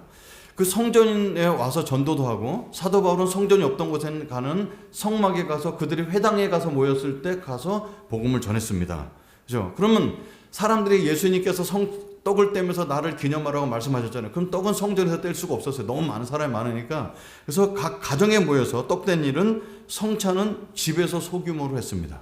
그래서 저는 하나님께서 이것을 계속해서 용납하셨던 것은 성도는 기도와 전도의 장으로 교회를 다 확장하는데 하나님 나라를 확장하는 데 사용하셨고 가정은 교회를 더 깊게 했다는 사실입니다. 그것을 우리는 똑같이 흉내내는 것은 아니지만 우리가 다 모여서 이렇게 아름답게 예배 드릴 수 있는 큰 집을 가진 사람이 거의 없죠. 그래서 이렇게 모여서 예배당에서 우리가 함께 예배하고 그리고 가정의 교회로 가서 가정 예배를 드리면서 복음을 이웃에게 전할 수 있지만 복음을 자녀들에게 전하고 있는 우리들의 모습을 발견하게 됩니다. 여기서 마음을 같이 했다는 단어를 잠깐 봅니다. 마음을 같이 했다는 것은 이게 우리가 이제 뭐 2주 지나면 할 거냐 말 거냐 투표를 할 텐데 투표해서 나 찬성해서 이런 의미가 아니고 마음과 열정을 다했다는 뜻입니다. 열정 그냥 마음도 여러 종류의 마음이잖아요. 뭐 가난한 마음, 뭐 기쁜 마음 다 할 수 있는데 여기는 열정이 담긴 마음입니다. 의견의 일치를 넘어서 열정과 뜻이 하나 된 초대교회 이야기를 꿰뚫는 단어. 그래서 중간중간마다 잊어버릴 만하면 나오는 단어 열정적으로 함께했다는 단어를 쓰고 있습니다. 그래서 라오디가 교회에게 계시록에 예수님께서 책망을 하시죠. 차든지 덮든지 하라. 그래서 열정과 하나됨을 이룬 교회는 생명력을 담을 수가 없습니다. 여러분 지금 저는 이제 매주 예배 드리면서 이 교회가 저도 열정이 회복되고 다시 이런 경험하거든요. 이거를 어쨌든 우리가 주님 올 때까지 서로 어떻게든 새롭게 해서 주님을 그냥 뜨뜻미지근히 믿는 것이 아니라 계속 열정적으로 믿게 하는 것은 우리 서로의 공통적인 책임이 있다, 이런 생각을 가져봅니다. 힘쓰다는 단어, 모이기를 힘쓰라 했잖아요. 그럼 우리가 힘쓴다 그러면 뭐 힘을 써다 이렇게 하는 것 같잖아요. 근데 이건 굳게 버티다라는 뜻이 더 강합니다. 그래서 단순히 했다라는 것보다는 끈질기게 지속적으로 붙어 있도록 습관이 됐다는 겁니다. 여러분, 큐티가 제일 어려운 게 바로 이겁니다. 오늘 은혜를 받았어요. 근데 내일 읽어보니까 밍숭맹숭해요. 모레도 밍숭맹숭해요. 그러면 큐티를 한 날과 하지 않은 날과 거의 사람이 광. 그럼 이걸 하나만 한다 이렇게 생각이 들거든요. 아닙니다. 그럼 말씀은 계속해서 스스로 먹어야 됩니다. 설교와 말씀은 목사들이 다 씹어서 밥 먹을 수 있도록 해주는 거예요. 그건 진짜 부드러운 음식인데 저는 여러분에게 진짜 도전을 합니다. 유명하신 목사님이 10번의 설교를 듣는 것보다 스스로 말씀을 묵상해서 깨닫는 한 가지가 훨씬 더 강력합니다. 다시 말씀드립니다. 10명의 유명하신 목사님의 10편의 설교를 듣는 것보다 스스로 말씀을 묵상해서 깨닫는 그것이 훨씬 더 강력하게 우리에게 작용되는 줄 믿습니다. 그래서 끈질기게 지속적으로 했다는 겁니다. 사실상 예배라는 게 지난주 한 번 안 드리고 이번 주 한 번 안 드린다고 해서 내 삶에 큰 변화가 있겠냐. 지난주도 똑같은 예수님이 우리 사랑한다는 얘기고 다음 주도 똑같은 얘기인데, 근데 우리는 끈질기게 지속적으로 들어야 되는 존재입니다. 초대교회의 특징은 우리가 본받을 점은 화려함이 아니라 지속성의 능력이 있다는 사실을 깨닫게 되었습니다. 마지막 한 절입니다. 24절 보겠습니다. 같이 읽겠습니다. 시작. 하나님을 찬미하며 또 온 백성에게 친송을 받으니 주께서 구원받는 사람을 날마다게 더하게 하시니라. 아멘. 여러분, 제가 요새 새벽 2시나 3시에 자꾸 깹니다. 왜 깰까요? 커피를 많이 마셔서 그럴 수도 있습니다. 근데 어쩌다가 아직 박 목사님이랑 저랑 이렇게 무슨 롤을 어떤 거 할 걸 결정을 안 했는데, 이게 어쩌다 보니까 제가 조금 어리다는 이유로 이제 젊은이들을 맡게 되고 10대를 보게 되니까 이게 잠이 안 오는 거예요. 이게 나도 이게 얘네들이랑 소통하기 어려운 나이가 됐는데 청년들과 그 다음에 어떻게 하면 주일학교를 해야 될까, 이게 보니까 막 이게 어려운 거죠. 근데 결론은 뭐냐면 그들의 부흥은 제 책임이 아니라는 거예요. 주님께서 하신다는 겁니다. 저는 순종하고 최선을 다해서 섬길 뿐이지, 교회를 부흥케 하시고 구원받는 사람을 날마다 더하게 하시는 분은 예수 그리스도, 그분이시라는 사실에 위로를 받습니다. 자, 적용으로 바로 좀 넘어가겠습니다. 잘못된 적용 예를 하나 들게요. 세미나에 와갖고 제 시식 후배인데 시식 한 달 그만두고 교회를 하겠다고 왔어요. 그래서 우리 교회는 선교적 교회여야 된다. 교회는 선교를 일부러 해야 되는 것이 아니라 교회 태생 자체가 선교적이다. 그래서 모임과 흩어짐을 중시해야 된다. 그리고 우리는 흩어져서 생활 선교사를 살아야 된다. 그랬어요. 이 친구가 너무 마음이 뜨거워져서 교회를 개척했어요. 교회 이름을 뭐라고 줬을까요? 흩어지는 교회. 야, 그걸 나한테 좀 상이라고 이름 줘야지. 흩어지는. 지금 가족이 4명 모여서 예배드는데 무슨 흩어져? 모여야지. 아니요, 저는 흩어지는 교회를 하겠습니다. 그래서 3년 내내 하다가 이름 바꿨어요. 사랑과 은혜가 충만한 교회는. 여러분, 그래서 우리가 어떤 감동받는 건 너무 중요한데 그 원리를 보고서 잘 심사숙고해야 된다는 겁니다. 그래서 저는 오늘 나눴던 몇 가지 포인트 모든 걸 다 우리가 새롭게 만들어낸 교회 함께 합시다. 이건 어렵고 우리가 이미 하고 있는 부분도 있는데 3가지 정도를 꼭 나눠보고 싶습니다. 첫 번째는 오늘 안수 집사님도 간증하고 매번마다 설교할 때마다 우리가 약속하는 건 아니지만 그렇게 얘기하는 게 있어요. 뭐냐면 새 교회를 꿈꿔야 된다는 거예요. 그래서 저는 첫 번째 이거 캡처해놓은 거 갖고 있습니다. 목사님도 우리는 이렇게 연합해서 하는 것이 새로운 챕터를 쓰는 것이 아니라 새 책을 쓰는 겁니다. 이게 새 교회를 한다는 거죠. 이런 의미에서 저는 가까운 교회 성도들이 어드밴티지가 있다고 봐요. 왜냐하면 우리는 새로울 수밖에 없어요. 가까운 교회 이름을 버리고 사랑하는 교회 이름을 갖고 있잖아요. 우리는 새로울 수밖에 없어요.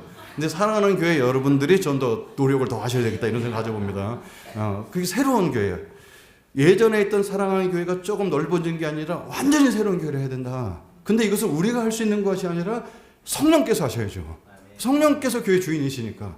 그래서 이걸 돌아봤습니다. 성령님께서 과연 우리 두 교회 연합을 조금 더 사람들이 많은 교회가 아닌 새 교회를 하고 계신가 볼 때 첫 번째 양교회 리더십이 만나서 대화 나누면서 성령 안에서 굉장히 진실을 했다는 겁니다. 여러분, 이 간증은 잘난 거 간증하는 사람 거의 없습니다. 어디 가서 내가 그런 가정에 태어났다고 누가 얘기하겠습니까? 어디 가서 저렇게 훌륭하신 그것도 사장님께서 예전에 이혼한 경력이 있다고 어디 가서 얘기하겠습니까? 이게 하나님 앞에서 내가 어떤 존재인지 알고 하나님이 얼마나 크신지 아는 사람만 고백할 수가 있습니다. 양교회에서 목사님과 박 목사님이 저랑 이렇게 만났을 때도 그냥 우리 교회가 이렇게 훌륭합니다 전혀 하지 않고 더 이상 답이 없는 것처럼 우리가 막다른 골목에 만난 두 교회가 만나는 것처럼 그렇게 만났습니다. 그러니까 사실상 약점을 얘기하기 어려운데 그래서 저는 양교회가 만나서 이야기 나눌 때마다 성령 안에서 진솔하게 얘기 나누는 것이 하나의 성령께서 우리 마음을 만지셨다는 얘기 볼 수 있고 그리고 이제 6주를 지나면서 만나서 교제하고 얘기할 때마다 야 우리 교단도 다르고 배경도 다르고 역사도 다르고 지역도 완전히 다른 이 교회가 어떻게 이렇게 만나서 감격스러운 예배를 날마다 할 수 있을까? 이거는 예수님이 우리에게 보내신 은혜일 수밖에 없겠다. 성령의 인도하심이다 이렇게 보고 있고요. 그리고 여러분 매주 예배 때마다 감격스럽습니다. 오늘 저는 집사님 간증 때 너무 많이 울었습니다. 저쪽에서 울고 여기서 울고. 그러면서 예배 때마다 성령께서 주는 감사와 감격이 있고 저는 목사로서 말씀을 준비하고 증거하면서 어떤 부분에 성령께서 말씀하고 계시다고 느끼냐면요. 한 번도 박 목사님과 저랑 다음 주에 우리 이런 말씀 나눕시다. 이런 주제를 나눕시다. 상의한 적이 단 한 번도 없습니다. 근데 설교를 듣다 보면 내가 말씀으로 준비하고 있는 걸 말씀하고 계세요. 그리고 제가 부족한 제가 설교를 해도 박 목사님 이렇게 반응을 해주세요. 그리고 제가 사도행전 2장 말씀을요 3주 전에 준비해 놨겠죠. 그래서 포인트는 우리가 깨져야 되고 예수님 앞에 죄인의 고백으로 나가야 된다고 얘기하는데 어저께 지난주에 박상호 목사님께서 그걸 다 하고 가셨어요. 그 처음 보시는 분이 제가 설교를 부탁한 것처럼. 그래서 이 어떤 말들을 나눌지 공유한 적이 없음에도 성령께서 이 강단을 지켜주셔서 우리 입술을 통해서 주께서 말씀하신다는 감동이 있습니다. 그래서 성령께서 새 교회를 탄생하고 계시다. 이것이 우리가 적용할 수 있는 점은 아니지만 이걸 따라갈 수 있다 보고요. 그리고 죄에서 떠나서 거룩한 통로가 되어야 된다는 말씀을 꼭 드리고 싶습니다. 예수님의 십자가가 처형과 부활을 듣고 마음에 찔렸던 사람들이 복 있는 사람입니다. 왜 교회에서 저 사람이 왜 울지? 왜 저런 어려움을 하나님께서 겪어서 이렇게 깨지게 하시지? 그게 복 있다는 것이야. 하나님을 만나게 되기 때문에. 그래서 십자가 처형과 부활을 듣고 외국인이 나를 대신해서 죽은 게 믿음으로 받아들이면서 그분이 나를 얼마나 사랑하는지 깨닫는 것이 복 있는 사람입니다. 그래서 우리는 예배가 너무 날마다 간격이 있어서 너무 감사한데 나는 오늘도 십자가 앞으로 나아가고 부활의 주님과 동행하는가? 이것을 계속 점검받는 교회, 그것을 격려하는 교회가 되기를 원합니다. 그리고 여러분 함께 교회를 세워나갈 때 물론 2주 뒤에 우리가 이게 결과를 봐야 알겠지만 새로운 교회를 탄생하기 위해서는 우리가 거듭나야 됩니다. 그것은 뭐냐면 어떤 죄가 나를 영적으로 성장하고 함께 하나님께 새 교회를 만드는 데 방해되고 있는지 돌아봐야 됩니다. 목사인 저부터 무엇이 나의 영적 헌신을 발목 잡고 있는가? 예전의 기억인가? 이미 헌신했던 나의 열정이 열정이 없습니까? 이걸 돌아보면서 죄에서 떠나 하나님 새 교회가 탄생하는데 저를 거룩한 통로로 사용하여 주시옵소서. 이런 결단과 각오가 있어야 된다고 생각합니다. 그리고 오늘 앞에 원리에 나오지 않았지만 전 세대가 하나된 열정으로 나갈 결단이라는 포인트를 잡았습니다. 그거는 베드로가 한 설교에 있습니다. 오늘 2장 17절입니다. 같이 읽겠습니다. 시작. 하나님이 말씀하시기를 발세 내가 내 영을 모든 육체에게 부어주리니 너희의 자녀들은 예언할 것이요 너희의 젊은이들은 환상을 보고 너희의 늙은이들은 꿈을 꾸리라. 아멘. 요엘서에 나타난 말씀이 베드로를 통해서 2000년 전에 사람들에게 선포되는데 자녀들과 젊은이들과 늙은이들이라고 이제 표현되어 있지만 이것을 동시에 다 표현해 줬죠. 물론 자녀들이 꿈을 꿀 수도 있고 자녀들이 환상을 볼 수도 있습니다. 이거는 뭐 자녀들은 꼭 그것만 해라는 뜻은 아니고 하는데 포인트는 이 성령께서 임하실 때 단순히 사모하는 몇 사람이 아니라 리더십에게만 아니라 전 교인에게 전 세대에게 다 하나님께서 기름을 부어주신다는 겁니다. 그래서 이것을 함께 세워나갔으면 좋겠다. 이 생각을 여러분에게 간절히 호소하고 싶었습니다. 전 세대가 하나님을 경험하고 하나된 열정을 나가는 교회가 되기를 간절히 소원합니다. 그래서 제가 통계를 좀 봤습니다. 이렇게 사랑하는 교회 성도들의 그 나이하고 숫자를 갖다 그래프를 한번 그려봤습니다. 사실 이 모습만 봐도 이 사랑하는 교회는 그렇게 뭐랄까 불건강한 교회는 아닙니다. 나름대로 건강합니다. 일을 가장 많이 하는 50대들이 많고 이렇게 젊은이들이 좀 연약하다 이렇게 봤는데 그래도 이 교회 이 정도만 해도 아주 지금 한국교회 통계 보면 굉장히 훌륭한데 아주 특이한 교회를 만나게 됩니다. 이게 가까운 교회입니다. 30대밖에 없는 아주 이런 독특한 교회를 같이 만나서 연합을 하자고 만나서 우리는 지금 이런 모습으로 가고 있습니다. 이렇게 막혀서. 그래서 다음 세대들이 많이 보완된 건 사실인데 제가 이게 손을 거봤거든 이렇게. 이게 자녀들이 계속해서 다음 세대까지 가려면 다음 세대들이 더 튼튼해야 되겠다 이런 생각 가져봅니다. 저는 우리 가까운 교회 30대 청년 부부들에게 아기를 이렇게 많이 낳나 속으로 이렇게 생각하는데 보니까 더 낳아야 된다는 생각을 가져요. 아직도 부족합니다. 아직도 부족합니다. 물론 이제 청년들이 결혼해서 자녀도 낳고 아이들을 이렇게 전도해야 되는 것도 사실인데 우리가 이 정도 좀 젊은이들이 왔으니까 젊은이들이 지금 보완됐다고 생각하는데 아직도 부족합니다. 그래서 모든 세대가 계속해서 복음을 다음 세대에게 증거하는 교회가 되기를 원합니다. 자, 엉뚱한 질문으로 오늘 설교를 마무리하겠습니다. 마가복음 10장 29절에 30절입니다. 이 말씀은 제가 이제 성경을 읽다가 이렇게 저는 궁금증이 생기면 제가 꼭 내가 해결되도록 풀어야 되거든요. 이 말씀이 이랬습니다. 예수님이 제자들에게 말씀하셨는데 예수께서 이르시되 내가 진실로 너에게 이르노니 나와 복음을 위하여 집이나 형제나 자매나 어머니나 아버지나 자식이나 전토를 벌인 자는 현세에 있어서 집과 형제와 자매와 어머니와 자식과 전토를 100배나 받되 박해를 겸하여 받고 내세의 영생을 받지 못할 자가 없느니라. 그냥 얘가 예수님께 헌신하면 주께서 갚아주시는구나 나 생각할 수 있는데 이거를 천국에서 갚아주시는 게 아니라 현세에서 갚아주신답니다. 근데 어떻게 갚지? 우리 부모님 어머니 다 돌아가시고 부모님을 보다 주님을 더 사랑하면 100명의 어머니를 주시는 건가? 내가 집을 갖다 바치면 100채를 주신다는 건가? 천국에서 주시는 상급이 아니고 왜 어떻게 현세에서 주실까 하는 거야. 어떻게 이 생에서 100배를 받을 수 이게 가장 큰 고민이었습니다. 여러분 어떻게 해석하셨어요? 이게 과장법이다. 아니 예수님이 제자들을 헌신을 꼬시려고 거짓말하신 것이다. 이런 거 아시는 거잖아요. 그래서 꾸준히 연구, 주석책도 다 뒤져봤습니다. 아는 목사님께 물어봐도 글쎄 그렇게 생각해보지 않았는데 일주일 묵상하다가 알게 됐습니다. 예수님은 거짓말하시는 분이 아니십니다. 우리에게 이걸 교회를 통해서 주신다는 겁니다. 제가 2주쯤 됐을 때 박 목사님이 카톡을 했는데 교회 설교해보니까 어떠세요? 이렇게 물으시길래 저는 평생 젊은이들만 해갖고 어른들이 앉아 계실 때 조금 이렇게 어색해요. 그랬더니 박 목사님이 거기 80대 어르신들 다 이순재 목사님 다 섬기고 알아갈 분입니다. 그래서 제가 뭐라고 대답했을까요? 친어머니로 모시겠습니다. 그랬더니 아멘으로 대답했어요. 그러니까 그게 제가 친어머니처럼 모실 수 있을지는 모르겠습니다. 근데 최선을 다해서 어머니로, 형님으로 이게 우리가 일부러 형님, 어머니 이렇게 부르지 않더라도 교회는 그렇게 하나님께서 피보다 진한 그리스도의 피로 이렇게 형제자매를 묶어주신 것이 교회라고 생각합니다. 교회는 거룩하신 하나님의 뜻입니다. 교회는 예수님의 비전이자 꿈이었고 예수님이 이 땅에 우리에게 주시는 가장 축복된 약속이었습니다. 그래서 이 교회를 아름답게 끝까지 잘 세워나갔으면 좋겠습니다. 헌신의 기도를 잠깐 드리겠습니다. 하나님, 죄를 떠나서 성결하게 살게 하여 주시옵소서. 나를 붙잡고 있는 성장을 방해하고 있는 모든 세상의 근심과 걱정으로부터 저를 붙들어 주시옵소서. 새 교회를 세우는데 하나님 저를 통로로 사용하여 주시옵소서. 이 두 가지 기도를 잠시 시간이 갔지만 그래도 짧게 기도하고 제가 기도하겠습니다.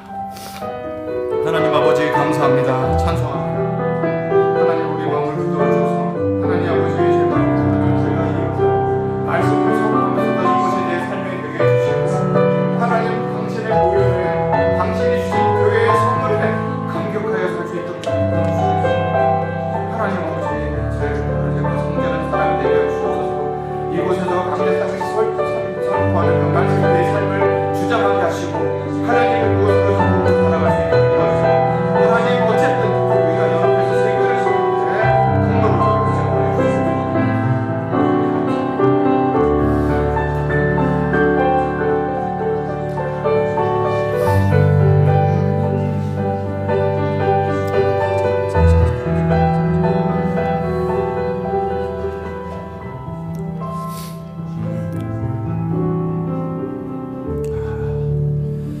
하나님 아버지 감사합니다. 매 예배 때마다 주께서 감동 주시고 주님 앞에 우리 자신을 말씀에 비춰보게 해주셔서 감사합니다. 하나님 아버지, 함께 교회를 지어져 나가는 우리 모두에게 하나님 깨끗한 마음과 성결한 마음을 허락하시고 하나님 새 교회에 대한 기대감으로 충만케 하여 주시옵소서. 감사드렸고 예수님의 이름으로 기도드렸습니다. 아멘. 우리 결단의 찬양하겠습니다. 다 같이 일어나서 결단 찬양하겠습니다. 당신의 겸손함, 거룩함, 정직함 우리에게 보이사.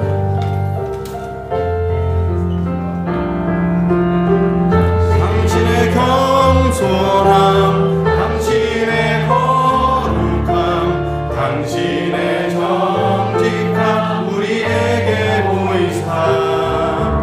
내 안에 교만함, 내 안에 천박함, 내 안에 거짓된 모두 벗어버리고 어린 양 예수 따라가는 우리 되게 하소서. 이제는 우리 주 예수 그리스도의 은혜와 하나님 아버지의 무한하신 사랑과 성령님의 감동감과 충만하심이 하나님, 제가 교회가 되겠습니다. 성결하게 살고 새 교회를 만드는 통로가 되겠습니다 라고 고백하며 결단하는 이 자리에 머리 숙인 모든 성도님들의 마음과 결단과 일상 위에 이제로부터 영원토록 함께 하시기를 간절히 축원하옵나이다.